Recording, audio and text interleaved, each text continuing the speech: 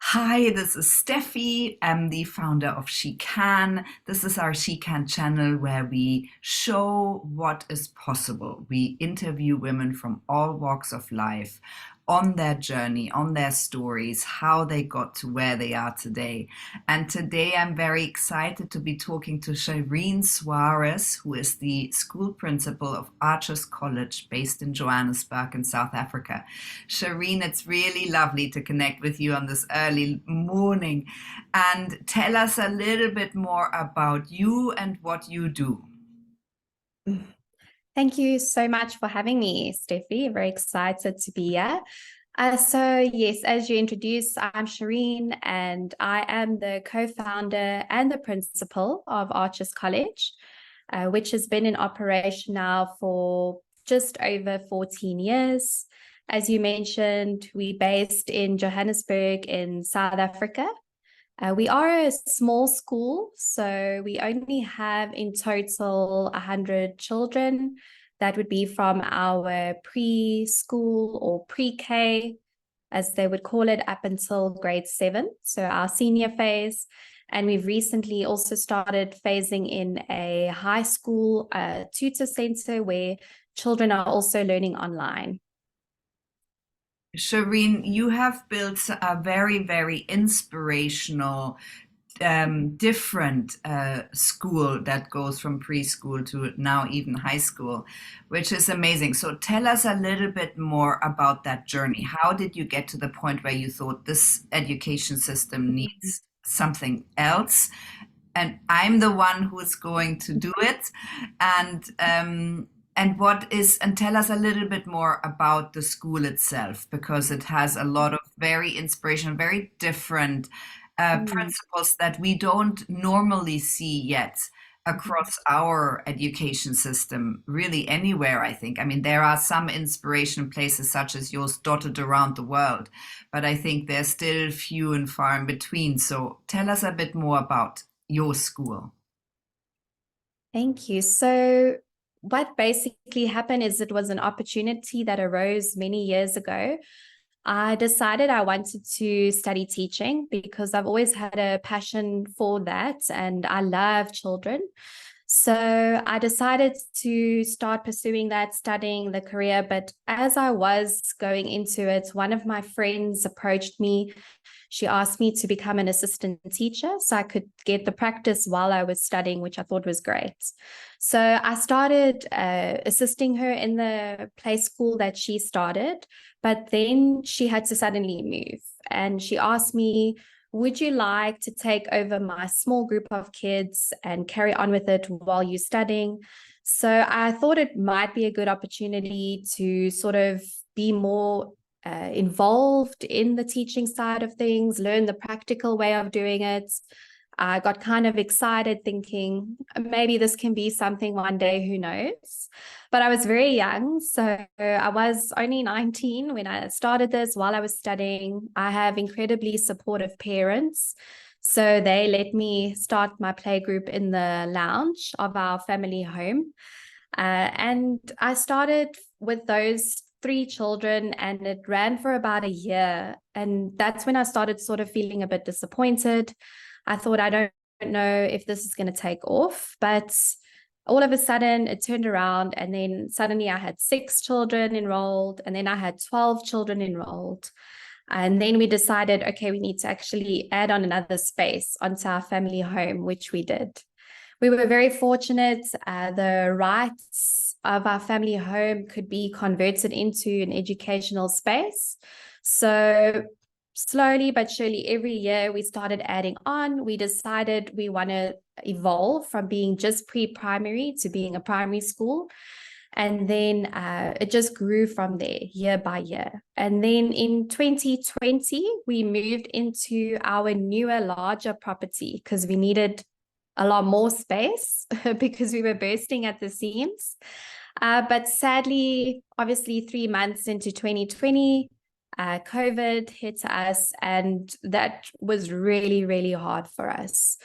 So you know, just from going into a brand new big property, taking on a bigger financial costs, taking on the challenge of more teachers and all of that, that really threw us in a different direction. But I know a lot of people say this, but honestly, I can say that was a pivotal moment for us. I really sat down, and I think it was like we had to really dig deep to think, how are we going to offer what we do in the classroom now online?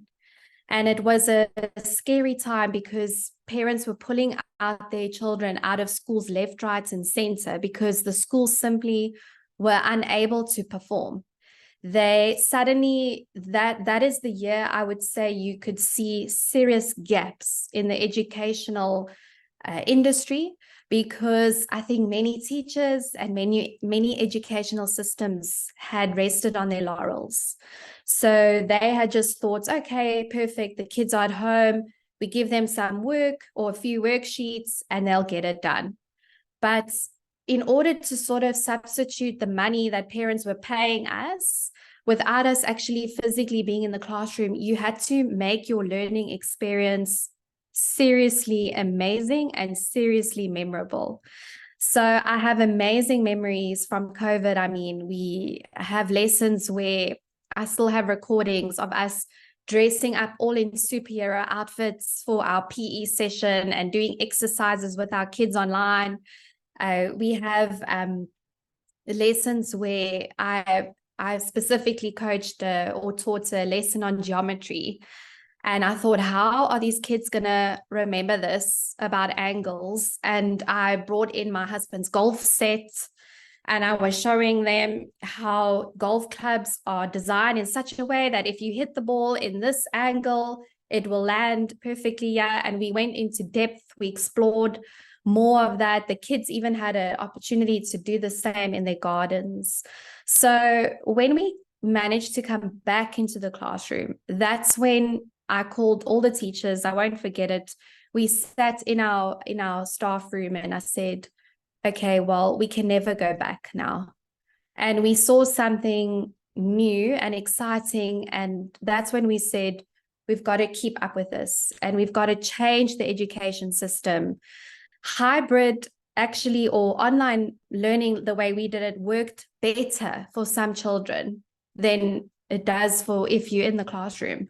We saw that aspect. We saw certain children, we had to take an extra few minutes after hours to just teach them in a different way, so appealing to their learning styles. So again, we wanted to bring that into our classroom as soon as we came back. So we never wanted our schooling to be the same ever again. We wanted to make it bigger, better. We wanted our children to make sure, or we wanted to ensure that our children are always learning through experience, rather than just doing these endless worksheets that oftentimes things don't even ever stick with them. So now the way, if you step into our classrooms now, a lot of the time, if you follow us on Instagram, on Arches College, you'll just see everything we're doing there. It's amazing. And every day we're pushing to keep making it more different, to make sure that children are learning things that they can take into life every day. So one of our latest lessons for as children as young as 8 is very focused on having a growth mindset versus a fixed mindset. So the children were given common things that we say every day, like, this is too difficult, I can't do this. And then they had to all plot in groups, coming up with different phrases that we can say to keep ourselves motivated, or what to do when we're faced with a challenge. Some of our senior kids last week were creating healthy smoothies and healthy meals and lunches that they can bring to class every day as part of a life skills lesson. So we're always trying to find different ways to assess as well. That will be an assessment, because we actually want to see if they can apply what they've been learning and if they can take it into their everyday world, instead of just sitting there and writing a test that suddenly now they're nervous about. some children have severe anxiety. Maybe they don't perform in the best way in that scenario. But now, given this fun opportunity to be assessed, we see the children soar in their marks. And just one more experience I can think of is also a teacher who, one of our science teachers, she had also brought something to work on linked to science, where we bring in the augmented reality now as well. So with the iPads, it makes learning immersive right in front of their eyes. And the point there was the lesson that she had done that day. Right the next day, she assessed the children on that lesson, which was very hands-on and practical. The kids were stuck in from beginning to end. The next day, they did write a formal test on paper, but most of our children scored above 85%, purely just because of what they enjoyed from the lesson the day before and how involved they were. They were able to practically apply it the very next day instead of just parrot memorization and things like that. Charene, so you promise basically to strive to be everything but not traditional, right? And you apply 21st century critical thinking and problem solving. You're very holistic and even innovative and purpose driven in your lessons. And that really shows on Instagram. I'm wondering, how do you combine the sort of traditional schooling where it's also about getting grades and that very innovative approach? You just mentioned it. You have very innovative lessons that are very hands-on, where children learn in a different way. It's not just a sheet and reading something and explaining something. It's much more immersive than that. And then you also do traditional test sitting, right? Mm. Yeah, so unfortunately, that is the one thing I would love to change, is the actual education system. So I hope in the future it will happen, which I do believe. I say it will eventually. The education system will be pushed that way, where I believe many children, it will become like varsity, where we have to supply almost a portfolio of evidence to show how we have developed these skills over time. But for now, obviously, we are still governed by a lot of legalities. We are an independent school. So when you are registered as that in South Africa, you do have a little bit more freedom than our state schools to do assessments and teaching in different ways. But in saying that, we do still have to do certain standardized tests that can show that we are still presenting that level of education that we need to be in order to keep our status of registration. But what we do is we try and work around that as best we can. So it will be in every other scenario that we are adaptable. So in other words, maybe the assessments leading up to their standardized tests, we will set those in our way. So more practical based, where the children are maybe working on a project, and then that will be how they are assessed. Some of the teachers don't even send projects home anymore. It's all class-based. We want to see how they collaborate. Sometimes we'll throw a problem at them, put them into groups, and they have to instantly solve that problem, and they'll be assessed on that.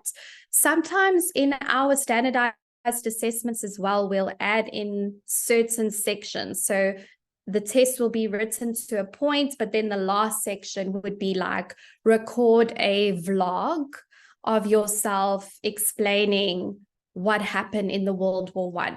So we'll still bring in the creative aspect at the end, where they will still have to be assessed in that way. So again, then they have to bring in that critical thinking. It's also often in the way you ask your test questions. So we try and make it as adaptive there. And then in saying that too, it's often in our testing methodology or in the environment. So in our classrooms too, if you step in there, you'll find a lot of flexible seating. So some of our children just think better when they're standing, or some of us need to have a lot of movement while we're busy. So we have some children sitting on Pilates or yoga balls while they're working. So we've also just tried to bring in that non-traditional aspect where you're not having to sit at your chair, at your desk, dead quiet, no water, no nothing. Some children have to chew gum or do something in order to regulate. As adults, we all regulate ourselves emotionally. So children even more so need that. So just breaking down those stigmas of what school is and that it has to be like that. It also makes children less anxious when it comes to their testing period. So we find that if we do have to do a standardized assessment, the children just cope better. As I listen to you, I'm so excited because that should really be something that has been adopted across the world and make it more child focused, more problem solving skills that encourages big thinking. Um, Cherene, what is your main motivator? You know, finding new ways of engaging children all the time. A big motivator for me is the children in themselves. Many people know me as that, and they know that every decision I make, I always say, we need to do it for the children. Let's keep thinking about the children. How do we make this fun about the children? It's never really about the parents, even though most schools or people would say, oh, we need to keep the parents happy, they're the clients. For me, our most important client is our children, and we need to make sure that they're happy. And I think back to some of my own learning experience where there were many days at school that were extremely daunting. You think about that anxiety in your stomach. You think about children who are struggling with things like ADHD, or maybe simply just because of their background or maybe their environment growing up in, that they may be starting off with a little bit of a challenge already in their way. And now you put everybody in the same box and you expect everybody to be the same. And the worst part is that they're children. These are tiny humans who are still growing. They're still trying to figure out who they are. They're still trying to make sense of the world around them. But we're expecting them to all be at the same bar and the same level. Or it's almost like we're trying to turn people into robots, really, where we shouldn't be doing that. We want people to be creative. We want people to grow into somebody who can be employable. That is a big thing these days. So most of our children, I can confidently say, we focus a lot on creativity, and I can say our children are amazingly creative. My own children attend my school, which sometimes my son is also doing a project, and I think, wow, because obviously in the leadership role, we work very hard with our teaching team, but my teachers are amazing. They've bought into the vision of Arches College, and they are really the ones seeing it through every day on the floor. And I can't believe what some of the things my kids are doing. Even my 8-year-old son, it's something I can't even think how to do it right now. We have 9-year-olds just the other day building these amazing little miniature tree houses whilst they were applying the rules of mathematics and angles and 3D shapes. But yeah, they are using glue guns. And I was thinking, I can't even do that. So the kids are learning these skills every day. So the biggest motivator for me is to make sure that kids truly, truly enjoy their learning experience and can really become something amazing one day, who each child should be individually. We should each be our own person and be confident in that. Yeah, it sounds amazing, Charene. It also sounds like you're treating them like proper little people and not like just children, right? I mean, I remember my daughter telling me, I'm absolutely so tired of being treated like a small child who can't take decisions for herself and, who's always thought of as sort of the person that needs to be taught, which is true. But I mean, I think the education system always puts children into that box, and Yes. they don't necessarily fit in that box. Cherene, what top qualities do you think you have that make you so good at what you do? You're obviously very innovative. You're really Mm. driven by doing things differently and experimenting and coming up with new ways. Mm. I was thinking about it, and I think mostly also it comes back to my personality type, just who I am. We've done a lot of that lately as a team, really delved into our personality types and how to work with it. But by nature, I'm very optimistic. I get very bored quite easily, which sometimes is not a good thing, but can also, it really keeps me motivated because I'm always wanting to do something new, or I'm always wanting to make it better. I genuinely also love people. I love kids. So I'm very motivated by that, to always try and give everybody this amazing learning experience. And I would say as well, I never thought about it like that, but I feel like I am quite creative, which is recently something I've come to learn about myself. So this really pushes me to always keep trying to find new and innovative ways to do things. I love reading. I'm a podcast listener. So always trying to just find those skills and something else we can try this week or bring down to the team, motivate them this week. So, and genuinely, I always just find that with my optimism, I always think, especially with that time during COVID and things, I thought, okay, we've got this problem now, but what do we do about this problem? For me, it's always about mindset and viewing maybe the challenges as opportunities, and trying to use that and work with that, and just being patient and realizing that that is all part of the journey of growth as well. Yeah. Thank you for that, Cherene. What what are you most proud of to date with your journey with Artist College? I think I'm most proud of just the entire journey and the fact that despite the challenges we've been faced with, because as a small school, we are run purely as a family business. It's myself working with my mom, who's very close to retirement age now. My father has input. My husband's also very supportive, even though he also has his own career. But in saying that, the challenges we face is that we don't have massive boards that we work with, or directors, or massive financial backing. So literally everything we've done from day one to now has been with us. And I feel proud of that, because I feel that many people, when doing it on your own, you would have given up a lot sooner. And I think of so many of the challenges we faced when it came to working with the council or legal departments and things like that. It's so sometimes you can have a dream, but the reality of a lot of those things around you can throw a lot of obstacles in your way. So I'm mostly proud of our resilience and just how we've continued to always show up. I say there's a lot of good in that. Just every day, keep showing up where you can.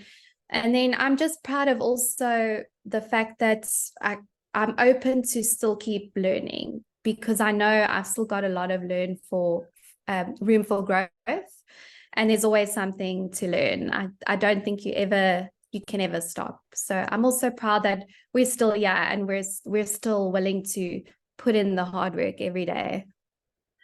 That's amazing, Cherene. Yes, yes. And Cherene, what top tips would you give to someone who's listening and thinks, okay, that sounds really inspiring. I want to start doing things a bit differently. What would your top tips be? What are your sort of top principles that you think really give children this more innovative experience and environment?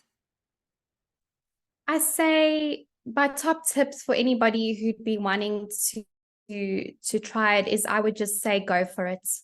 I know we read this all the time when they say, you shouldn't wait till you are ready. You should actually start before you feel ready. And I agree with that, because I think even the smallest of changes will make a difference. And I believe more so that it starts many a time with the teacher on the floor. There is a lot of push for leaders to change their thinking, and I think that's very, very important. But I think within the classrooms, the teachers have the ultimate power because they are working with their children every day. So just for that teacher to change something small, just maybe the way she does a certain lesson, to make sure that she's appealing to all different learning styles or each different child, make sure the focus is on inclusivity, and trying to just make learning as fun as possible. So all I can say to a person there as well is, if it's not fun for you, it's not going to be fun for the person sitting in front of you. So make sure you're also having fun along the way, and your passion is there every day, because I think that's important, and that will show straight away. Cherene, and so what are your goals and your dreams, and what is the future for Arches College? And I feel that there's really a blueprint in there, to write down exactly how you do it, and what the outcomes are of that different style, so other people can adopt it. I think the goals are to just try and carry on with what we are doing, but again, evolving and trying to find even more ways to adapt. Also connecting with other schools who are maybe doing similar things as us. There are not many, but those of us that are there, if we sort of come together, I think that community can really evoke quite a lot of change across all spectrums.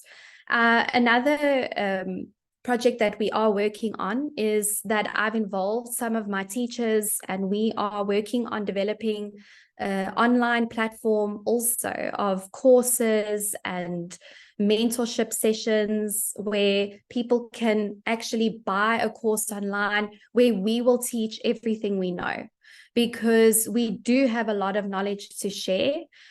We can tell you how to style your classroom. We can tell you how to bring this lesson alive.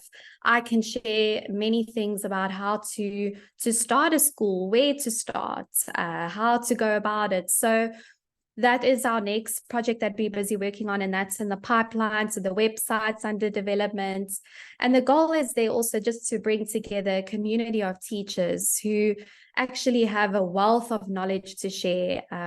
Again, they've experienced it on the floor. So it'll be amazing if we can bring that to others. And the more we can push that out there, then the more people will start adapting that. A big dream for me is also to sort of bring that across to new teachers in the industry. So my course that I'm working on now is how to be a thriving newbie teacher, because I feel if we can teach you that from the get-go, just how to completely change your classroom and your teaching philosophy, then from the outset, it can just do a world of difference in the classroom for those kids. Amazing, Charene. Thank you for being such a visionary and for really putting it into practice and for showing others how to do it. Thank you for talking to me today. Thank you so much. I really appreciate the opportunity.